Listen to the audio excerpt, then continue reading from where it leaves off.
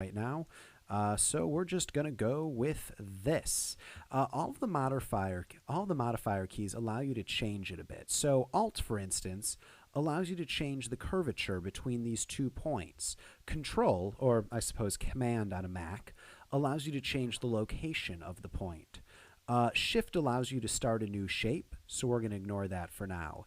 If you hold down Alt and then go to this right here, you can affect not only both of them at the same time, but both of them individually. If you hold down Control, you can affect these both at the same time. Play around with this. If you want a great exercise for how to use the pen tool, Google pen tool exercise. And it will get you to a page from Vector Tuts Plus. It's fantastic. Pen tool exercise. And it gives you an exercise. It says use it in Illustrator. You can also use it inside of Photoshop. Photoshop CS6 redid a lot of what happens with the pen. And it's so much better now. If you hover over it, notice the cursor. If you hover over the line, it allows you to add more points. And if you hover over points, it allows you to subtract them. So you'll notice down here, there's tools specifically for them. Add anchor point, delete anchor point. You can actually do that all directly within the tools. So we're not going to worry about either of these right here. Freeform pen tool allows you to just kind of click and drag and create a shape. Not as much control. Generally, if you're using the pen tool, you want to have more control, so we're going to stick with the pen tool. Convert point tool is exactly the same as if you were holding down Alt. So we're again going to focus on the pen tool. So what can you do with this shape right here? There's a few things. You can change it into a shape, and that just makes a shape out of your shape. Also, you can change it into a mask. So let's say we have something like this, and we spend a bit of time creating a shape around this. For a lot of people, the pen tool is their favorite thing to use selection. They don't use quick mask. They definitely don't use lasso. They use pen tool, and I have to say, notice how I'm holding down spacebar in order to move the canvas in the middle of using the pen tool. And I have to say, look at that wonderful double chin.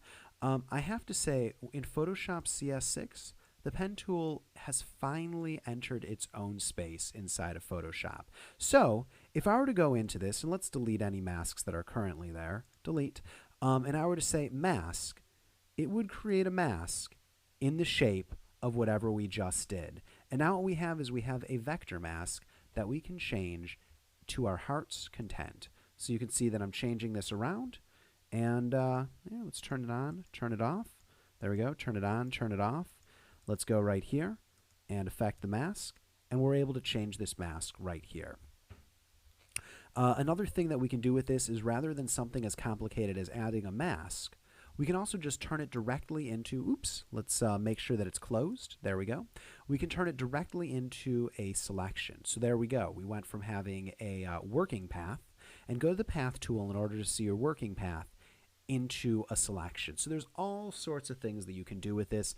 I am clearly just scratching the surface, but I'm trying to make it so all of these aren't 15 minutes long. That's a good introduction to some of the things you can do with the pen tool. One more thing. Inside of window paths, you get all of the options for paths. So there's some in the option bar, but there's also things down here. And you can do things such as, like in the layers panel, create a new path just by dragging it to the new path button down here. Otherwise, if it's just called a work path, there's a chance you might lose it if you accidentally overwrite it with something else. So make sure that it's labeled correctly, face path, and use them as you will. This is really just scratching the surface. Paths are fantastic. But in a nutshell, pen tool allows you to do shapes. If you click and drag, you can do more. And if you hold down Alt, all sorts of options. And if you right click, it's essentially the same options that are inside of the option bar. For the full 4-hour